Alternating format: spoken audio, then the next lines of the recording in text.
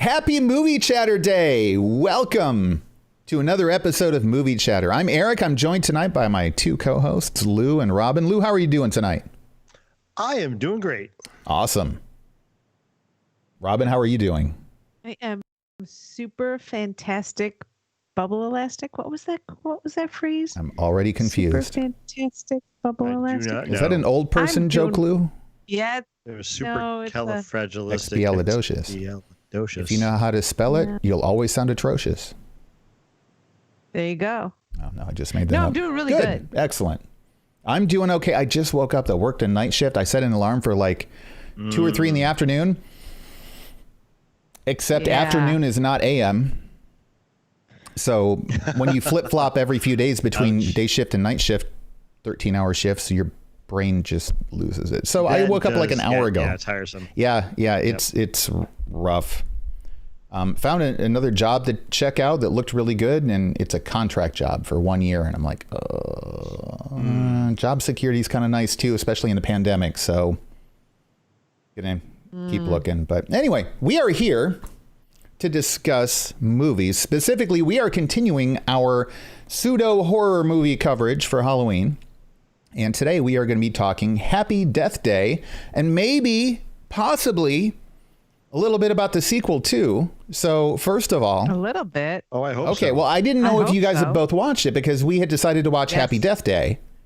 And we told you guys out there to watch Happy Death Day to prepare for the episode, but we didn't really discuss Happy Death Day to You, which is the sequel. And Lou, you had recommended we watch that too. I did. Robin, did you watch the sequel as well? Absolutely. Okay, so we will. I do whatever Lou tells me. We will try to maybe not spoil this. That explains a lot. Well, we will try to not spoil the sequel as much. And as we get closer to the end of the episode, we'll throw in another couple spoiler warnings, maybe. Yeah. We'll hold it off till the end. Right, because we know we warned you guys to watch Happy Death Day, and we think this. We may or may not think the sequel is worth recommending, and so if we do recommend it, obviously we don't want to spoil it for you before you get to watch it. So we'll kind of dance around that topic near the end of the episode. But Lou, what did you think of Happy Death Day? I did not have high expectations going in. It looked like a typical, young adult kind of horror movie that's not really horror, that's got, more stuff going on. But I was pleasantly surprised. I thought the movie was well put together. It made me kind of warm and fuzzy because it had the whole Groundhog Day feel to it. Right. Which was a great movie, and I love the movie, and I love Bill Murray, so it was good. And I thought that the actress did a great job in that role. She ran the gamut from, what she started out as being one of the Mean Girls. Mean Girls. That was just she played the role really well, and then she went through the whole thing of frustrated to worried to just I'm done with it type thing, and I believed every stage of her transformation. So I should have pointed. I was happy. Good. I should have pointed this out. The summary, according to IMDb, a college student must relive the day of her murder over and over again in a loop that will end only when she discovers her killer's identity. So as you said, Lou, it's kind of a Groundhog Day meets horror movie, meets almost murder mystery to some extent. I actually saw it in the theaters when it came out. I think I had just gotten MoviePass, for those who remember what MoviePass was. It wasn't that long ago. But I had just gotten MoviePass, and I think it was the first movie I saw with MoviePass. I figured, it's a free movie, free ticket, so why not go? I agree with you, Lou. I was pleasantly surprised.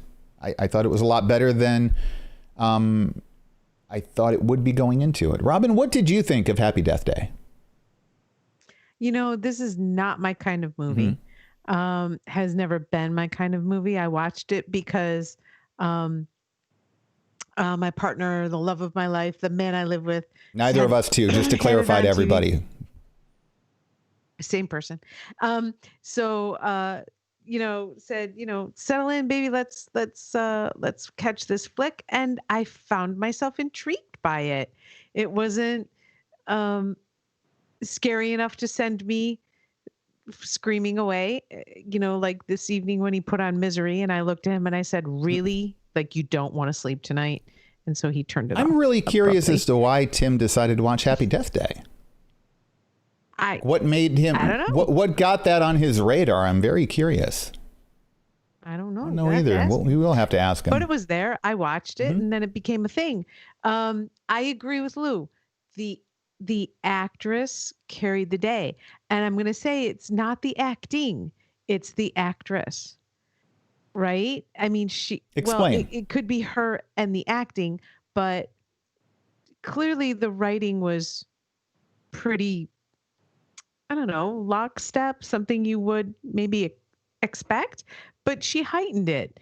And I like the supporting cast. Okay. I like the supporting cast a lot as well. So we're going to go over some of the metadata here to just talk a little bit about the movie. And then I want to come back to that. We don't really talk about the writing as often as we do other aspects of some of the movies we discuss. And I want to come back to that as well. I agree with you. The actress, Jessica Roth, did really, really well. I mean, she definitely carried the movie. And like you said, Lou, she went through the whole range of emotions and responses to what was going on in a very believable way. I thought she did wonderfully. This was kind of her breakout role, too. She was also in La La Land and most recently Utopia, which is a streaming series that just popped up on Amazon Prime last month. I think last month. And she's one of the lead characters in that as well. And then Israel Broussard, if I'm pronouncing that correctly. That was Carter, the guy whose room she wakes up in. He was in The Bling Ring and 2 episodes of Fear the Walking Dead. So the actors in this movie are mostly unknown. This was one of the earlier Blumhouse releases. In fact, I think this movie is really what kind of tuned me into Blumhouse. There was this, and then there was Get Out. And then I started realizing, hey, there's some other good movies that have a lot of word of mouth about them that's positive coming out of Blumhouse Studios. That's kind of what put me on the radar for this. This came out October 13th, 2017. It got a 6.6 rating on IMDb. Rotten Tomato has it at 71% for the critic score and 66% for the audience score, which I have to say for a horror movie is not bad. When you look at a lot of horror movies and non-Marvel genre movies, like sci-fi movies, they typically don't score up in the 80s and 90s very often. So, the writer was Scott Lobdell. I'm going to come back to him in a moment. The director was Christopher Landon. And I think he's best known for the Paranormal Activity series. He wrote all except the first one, I think. And he directed Paranormal Activity, the marked ones. I've only seen the first, maybe second one of Paranormal Activity. It was okay.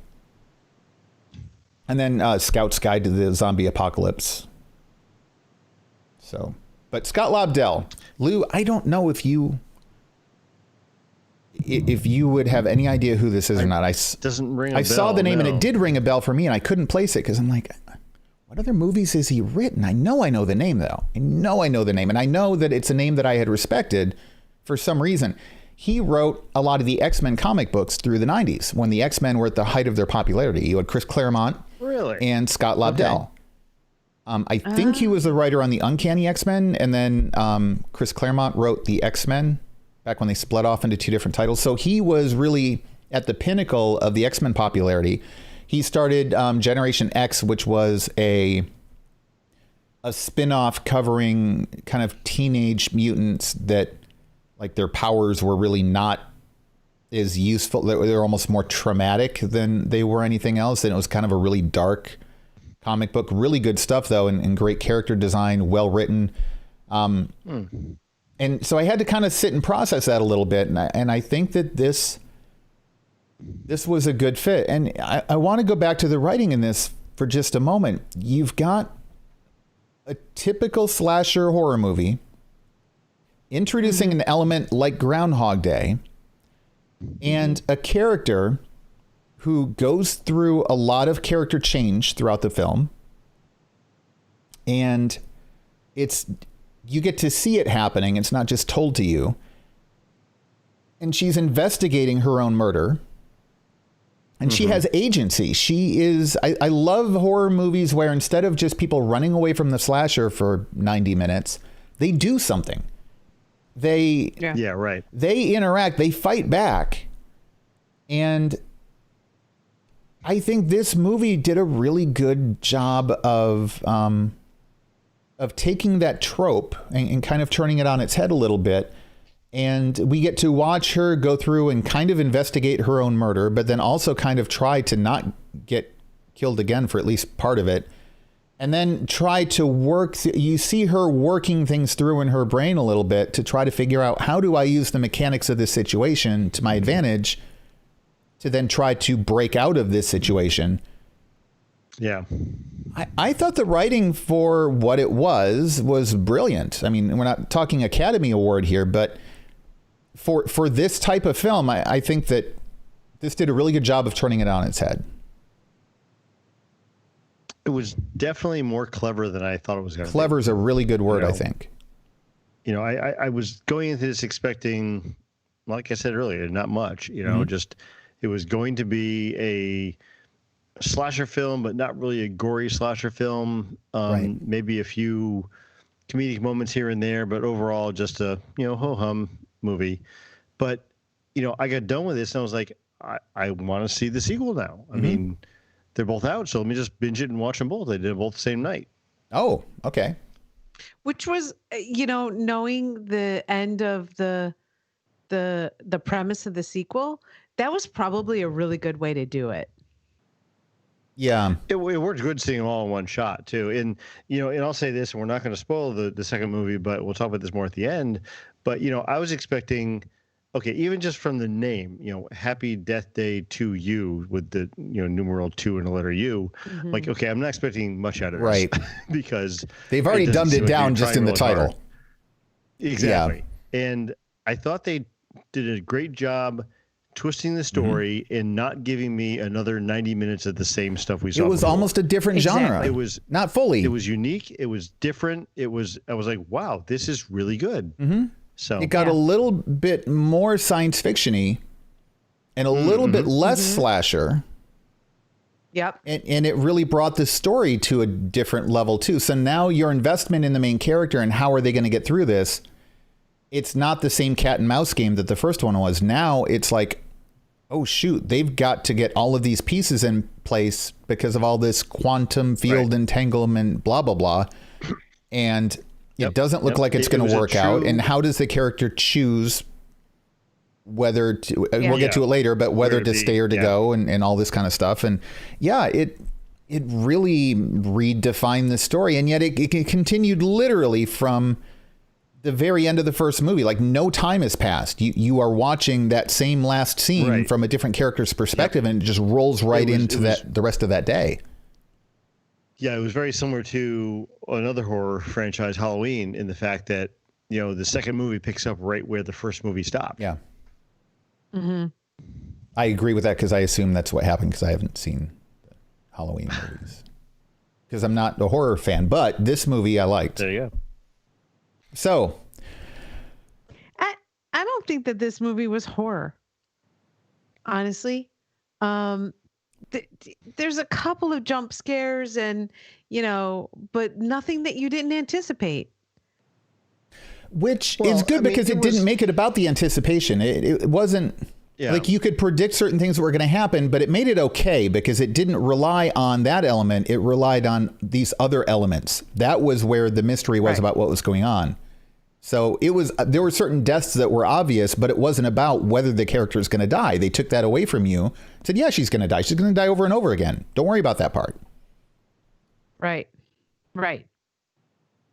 So, is it a horror movie?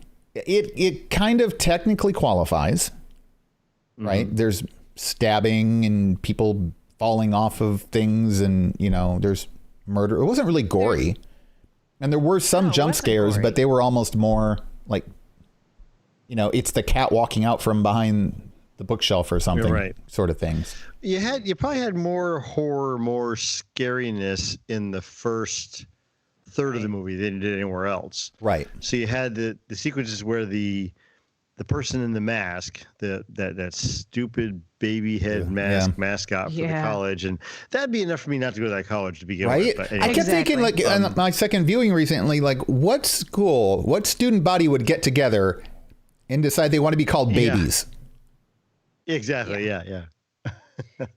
But honestly, that was the most horror part of it, was the stupid mask. Yeah, right. But so IMDb bills this as a horror mystery thriller. And after the first, say, 20 minutes to 45 minutes of this movie, it became a thriller and a mystery, not horror anymore. Right.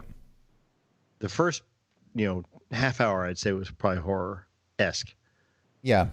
Well, and it definitely started to lead you down that path intentionally, and then kind of steered you away from it and said, what if it's not really a horror movie? What if we can take this and control what's going on and give the character some agency and let her make decisions that affect what's, let her affect her own outcome. Yeah, right. Yeah.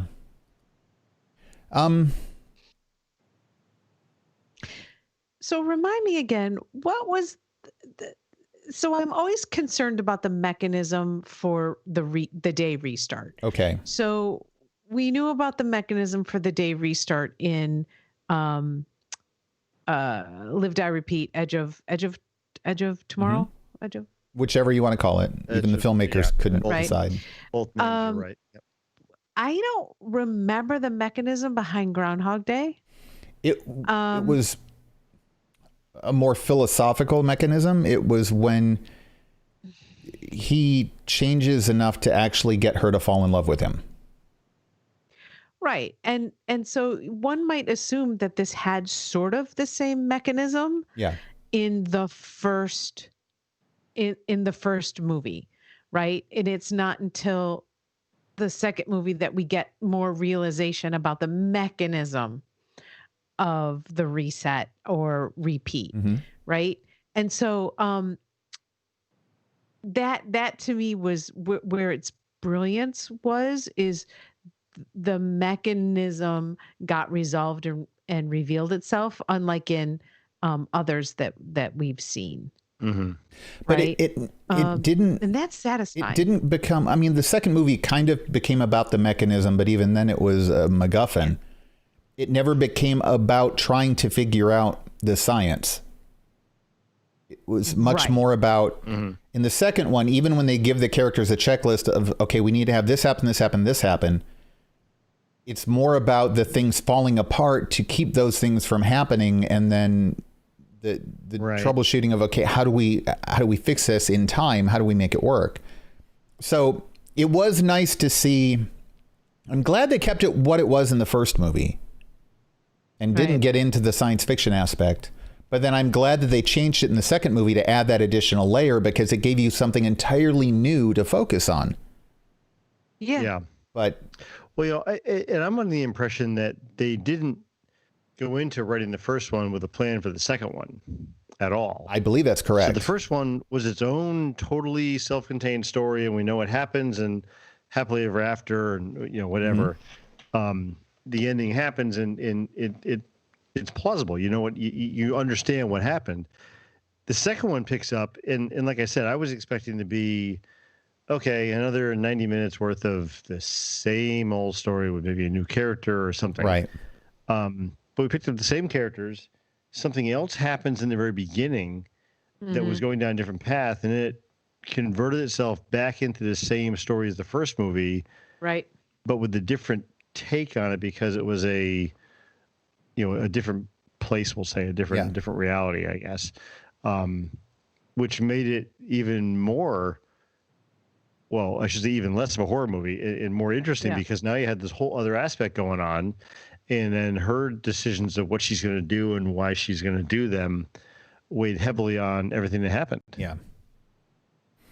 And yet there was still a lot of comedy in there, like the whole thing of, the guy that she was falling in love with in the first movie, right? Is now, I won't spoil it because there was a whole different twist with that one. You're like, oh, damn. That was a good story. So I think we can say that in the second movie, what happens is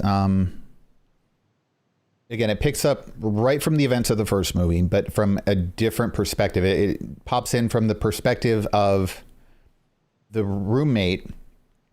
So in the first movie, she wakes up in this guy's dorm room, not really sure why she's there, probably from partying too hard the night before. But it's like this really innocent guy, like he didn't take advantage of her or anything. He just helped her get into a bed and sleep it off, and he folded her clothes and put on the nightstand, like, really chivalrous guy and all that. He's got this kind of like doofus roommate that you see on and off throughout the film. Not really a big character in the first movie. Well, in the second movie, you pick up from that character's perspective, and it turns out he's a science student. And yeah, he's kind of a doofus, but he's also brilliant. And the premise for the second movie changes a little bit in the sense that the science experiment that he was working on to try to, what was it? To try to slow down time? Or, somehow, instead of slowing down time, could cause time to loop around in on itself. And he created, unintentionally, the events of the first film. And when the main character in the first film broke out of that loop, it kind of started a new loop. And the premise changes a little bit. I don't think this is a spoiler because it's revealed very, very early in the film. Like, it's within the first act, that it actually has created multiple different threads in the universe. And so most of the film takes place with the main character from the first movie, but in a parallel universe than where she came from, trying to figure out how to fix things and how to get back to her own universe if she wants to, because we've got that story thread too. So completely different direction. And I like the fact that they took the characters from the first movie and developed them even more too. In the first movie, a lot of those tangential characters didn't really have a whole lot to do. They were all possible murder suspects. And it was more about, you're only in the head of the lead character and everybody else is a suspect. In the second movie, everybody has a role. I kind of liked that. I liked seeing those characters actually do things and become valuable. A role in a believable way. It would have been boring had it been, lather, rinse, repeat, with all of the characters again living through the I don't believe you, you're crazy, blah blah blah blah blah. Right. So there was this nice spirally revolution. And I must say, the main character finds herself in a Sophie's Choice type of conundrum where no matter what she chooses, she loses. And kids, you'll have to go ask your parents what Sophie's Choice is. But I like that she went there without the melodrama. And so again, I'll leave that to the actress's choices in how she was going to bring that character forward. This could have dragged into a long melodrama of should I or shouldn't I type of thing, and it didn't. And that's what was really kind of refreshing about it. Yeah. And, we talked a lot about, what was the lead actress's name here? Jessica Roth.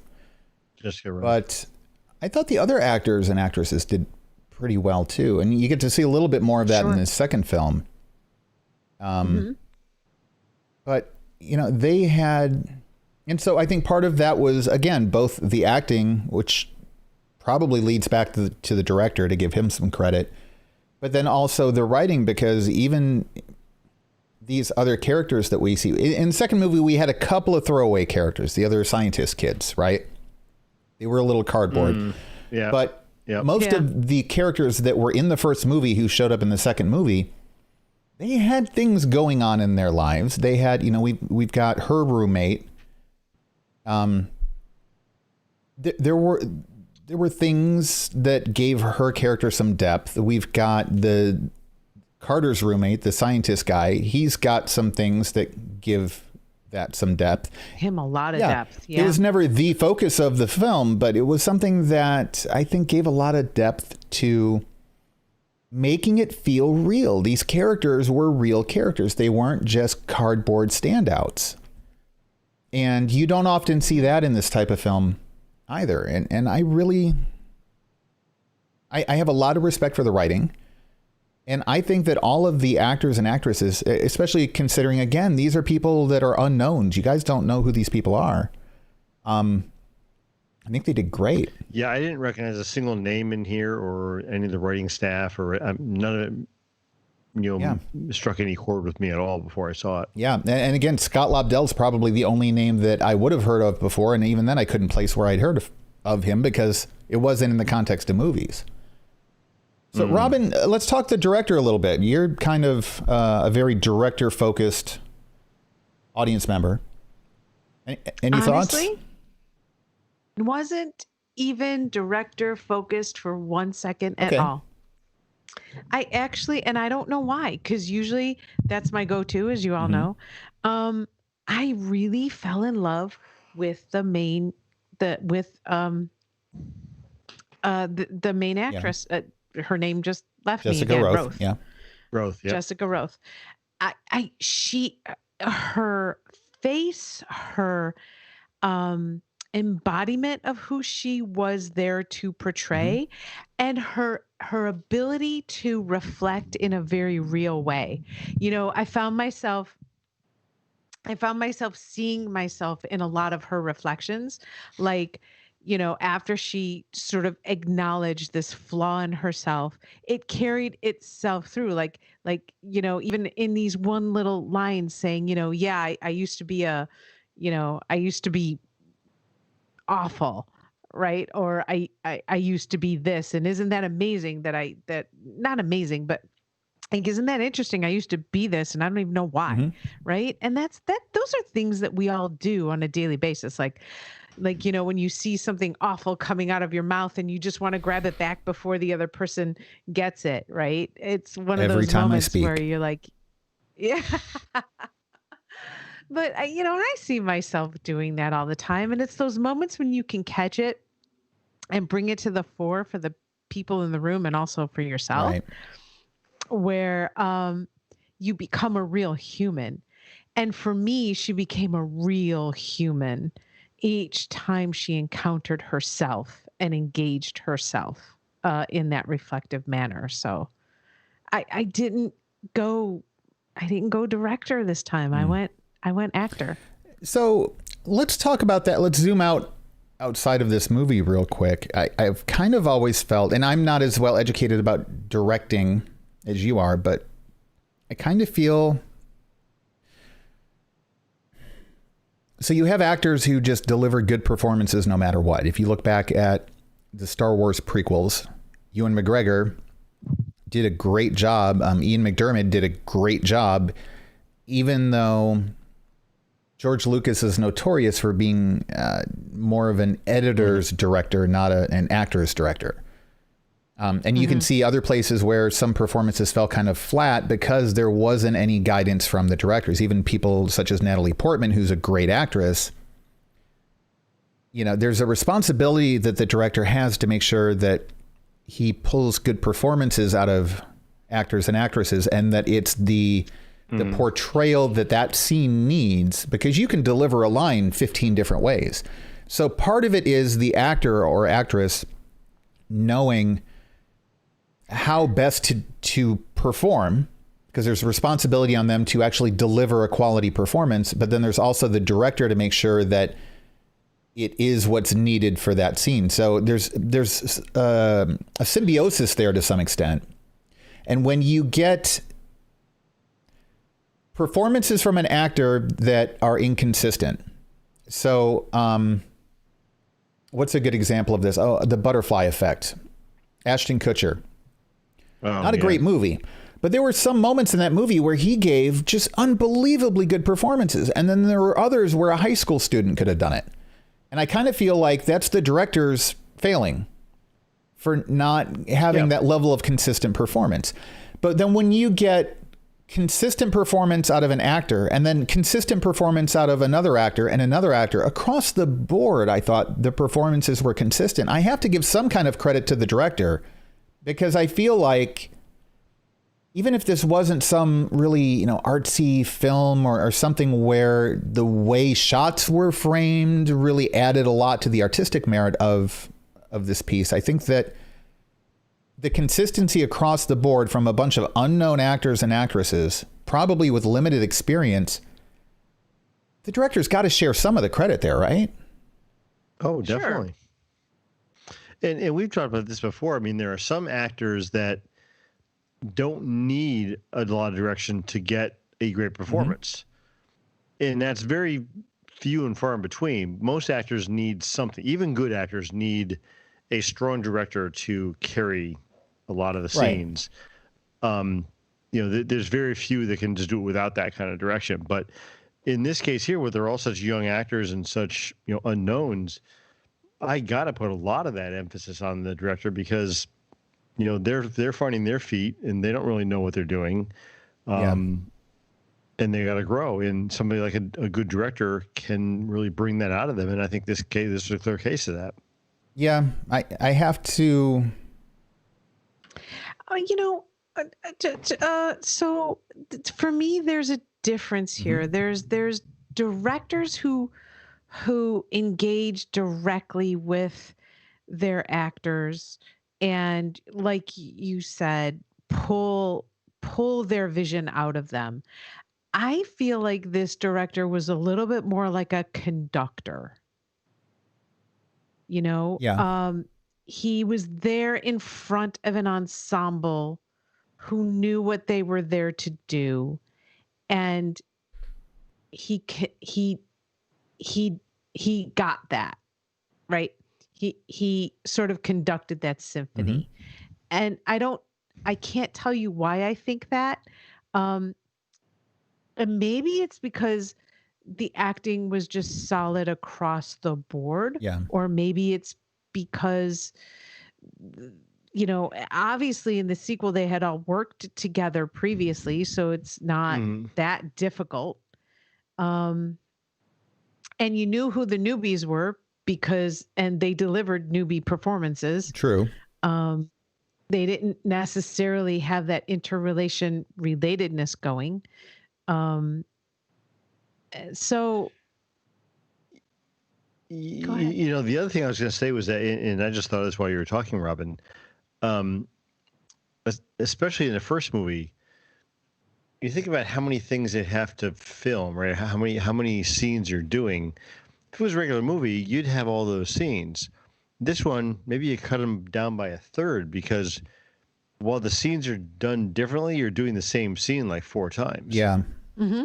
You're getting a different performance out of it, but it's got to feel more comfortable and more familiar if you've done the same scene variation-wise, 4 times already. Yeah.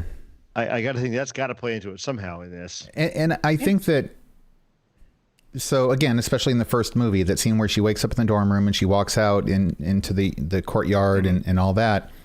And then every time she dies, we go through that scene again, both the scene in the dorm room and the scene in the courtyard. Mm-hmm. I have to think that's a little trickier than people give the director credit for, because you have to, it's obviously going to change every time, but you've got to reset all the actors and everything and get something that the differences have to tell part of the story too. And so you've got to capture the right types of differences and the right focus on those differences at the right times. And so I think that's probably more difficult than people realize, because it's not just doing the same. It's the same scene over and over again, but it's not the same scene.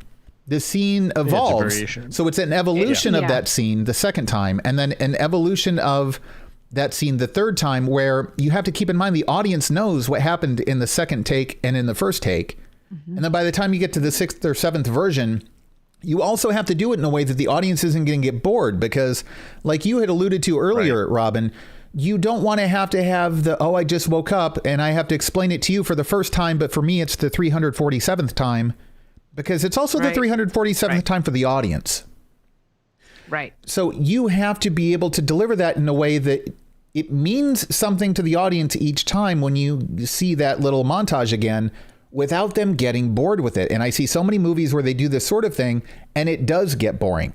If you think back to Groundhog Day, the scene where he's walking down the street and he meets Ned Ryerson, it's funny in part because of who's it? Tobolowsky?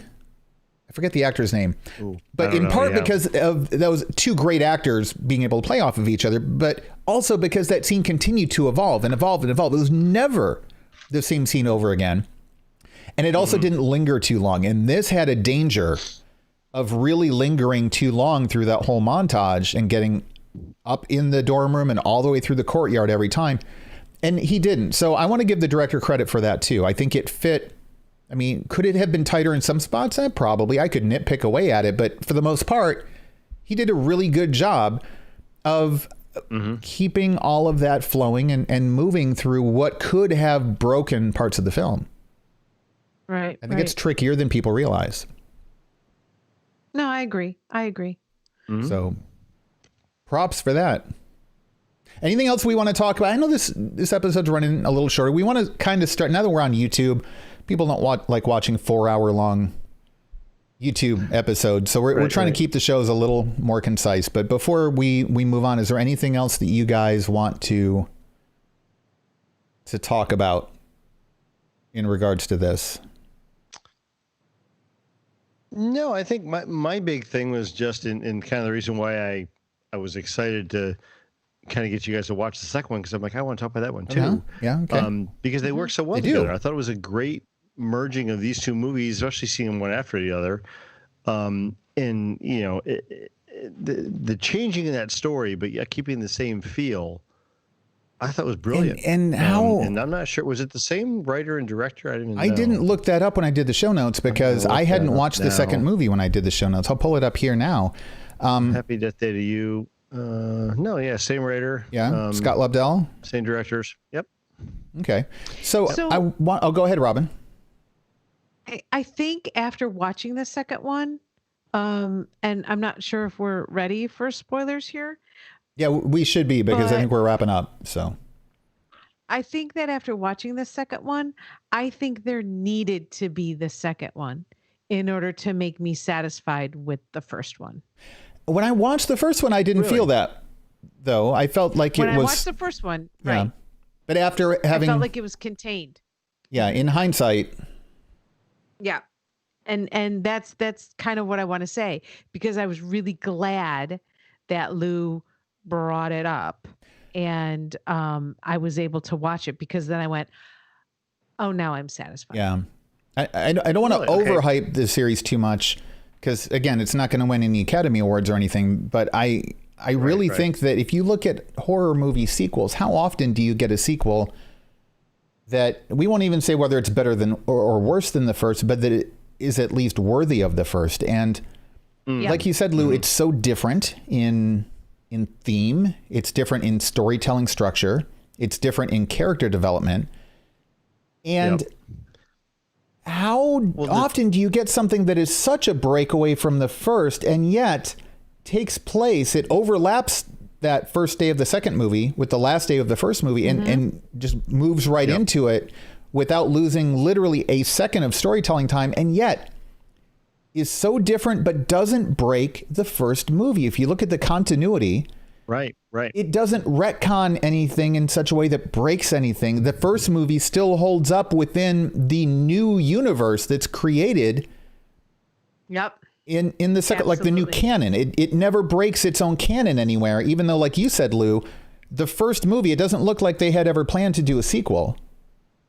And then when they did the sequel, very different, entirely different, like, context for things, and yet it didn't break canon at all. That's amazing. Right. Yeah, I mean, I give them a lot of props for that, because, like I said, I went into that second movie knowing in my own mind it was going to be, another 90 minutes of the same kind of thing, maybe with a different character or something. But, and then when it started out, the first 5 minutes, I'm like, yep, I was right. It's going to be, the beginning of the second movie worried me. I'm like, I'm like, oh, Yeah. okay, great. But then it very quickly changed and morphed into something totally different. I'm like, oh, this is very interesting. Yeah. Right. The first 5 minutes of it, I was kind of a little hating on Lou. Yeah, I I was agree. like, And then really? the We're whole gonna do this same thing over again with a different character. I'm gonna kill him him. walking down the sidewalk after he wakes up in his car. I'm like, Yep. oh my gosh! And every little person that walks by in the comes. street, I'm like, oh, they're gonna show up again. They're gonna show the guy with the coffee drinks. They're gonna get spilled, Yep. etc. And you're like, oh my gosh! Yep. And they did it Yep. one more time and then let it go. Again, just kind of enough to fool you, and then they take you on a totally different roller coaster ride.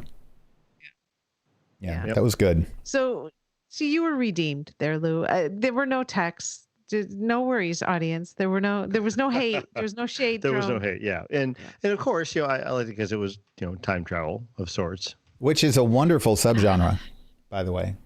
Yes, yes. Boys, Yeah. don't make me sigh so late at night. So Don't wake up the dog. we Yeah. need to decide what to cover next episode. Oh, we There did. were things I wanted to Yeah. cover, but again, we have to watch them first, and I haven't gotten a chance to watch very much over the last week or so because my personal life has been just chaos. I did have one suggestion, but it's an older movie, and I don't know if you guys want to cover it. So, Robin, you said as if you had something to contribute. So, what do you have? Well, I'm wondering if we put it out there to the folks. I don't know if we have that kind of time though. Probably not. And I will probably need to start watching whatever we cover probably in the next day or so. So Yeah. Yeah, me one too. thing, so I've got a list of things I still want to see that came out recently. And in fact, several of them Blumhouse Studios projects, The Hunt, Fantasy Island, etc. None of which got stellar reviews, but they're all solidly like in the 70% range. But I always wanted I wouldn't mind taking a break from go Blumhouse. back. And yeah, there haven't really been any other studios recently that have been putting out horror movies that are also interesting other than being horror. Right. So they've kind of cornered the market on more intelligent horror movies recently. But we're also getting past Halloween too. So That's true. Yeah. Oh, that's a good point. Today's the 27th. Does that mean we don't have to cover Halloween anymore? Because it'll be after Halloween by the time we record next. it will be. All right. Well, screw that. Halloween's over. Yeah. Let's Hope move you on to enjoyed something else. our horror movie coverage because we're done. Peace out. All right. Well, I think that was a good one to wrap up the horror movie coverage on, because the other thing too, Yeah, like if you're I- listening to this Yeah, that after was good. Halloween, it's still a good movie to sit down and watch. I think. Yeah, it doesn't have to be Halloween time. No. This didn't, because like you said, it's horror, but not really. It's horror adjacent. Yeah. Yeah, it was a Christmas movie. Oh, let's not start the Die Hard thing again. So, moving on. Well, wow, I didn't even think of anything to cover that's outside of all that. I got this Yeah. great poster as a gift, Huh? and I That's I right, put you it up did. there I put it up there for Eric to comment on, and he artfully ignored He ignored that text. it. Yeah. Not only did he ignore that text, he texted around the text as if the text never existed. Mhm. That was like freaking brilliant. Well, I don't know if you've been keeping up, but like my life has kind of turned upside down recently. So, No, I get it. I Mhm. get it. But so there is that. We could, So refresh- it's a sort of a scratch and sniff poster. scratch and sniff. And you texted it to me? It's 100 greatest So movies, right? confused. 100 It greatest was like movies? 100 greatest bucket list movies, something like that, wasn't it? Oh, Yeah. geez. So it's all Yeah. like So we could watch Shawshank them Redemption and The Big Lebowski, 2001. Odyssey. So it's all like that stuff all over again. It's Eric all and movies I- that are worthy of being seen on, for your bucket list type I thing, know right? a movie we could watch. No. Whenever Eric does the whole No, it's a new one. It just Yeah, came I know out. what he's- It just came out this week, and I guarantee you have access to it. Kung Pao Fist Chicken did not just come out. No, it's not fisting it. No, it's Kung Pao Enter the Fist. But no, I was talking about Borat's subsequent movie film, Delivery of Prodigious Bride to American Regime for Make Benefit One Glorious Nation of Kazakhstan. No. It was really good. I am not watching Bucket. It wasn't really good. I'm not watching Borat. It had some interesting social commentary in it. I need no more social commentary. I get enough of that. I would not make you guys watch that. Though there's definitely some stuff in it I'd love to discuss, but I wouldn't put you guys through that. My poster has a 2001 Space Odyssey. Oh, I'm sure it does. Probably why I texted around it and didn't. Yeah. Yeah, I'm scrolling back through my lists here of what I've watched recently, and I'm not seeing much in the way of movies. Streaming or Apple TV or Prime Video. I mean, what? Could be something new. All right. Well, Robin, what's on the list that you think that we would all actually enjoy? What list? Your scratch and sniff poster thing that you were talking about. I love that poster. What list? She just talks about this. I talked about the poster. Everything's on the poster. Lou. I don't have the poster in possession anymore. I gave it to you. My gosh, you people. Yeah, it's upstairs. All right. I cannot run away because we're actually recording. Yeah. So I'm looking through stuff that's. What's come out recently? That's the thing. People? Like I'm looking through like popular rentals and stuff on so I'm looking Apple at thing, and it's all horror stuff. HBO Max, new on Amazon Prime, new on Netflix. All right, let me see. 310 to Yuma is new on Amazon Prime.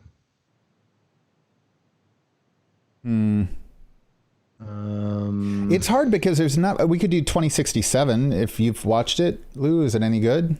I haven't yet, but I'm planning on it. Yeah. I'm hesitant to recommend something that we haven't actually. Yeah, it's gotten good reviews, but I don't know. Ava, I haven't actually watched yet. Yeah, that's the hard part is.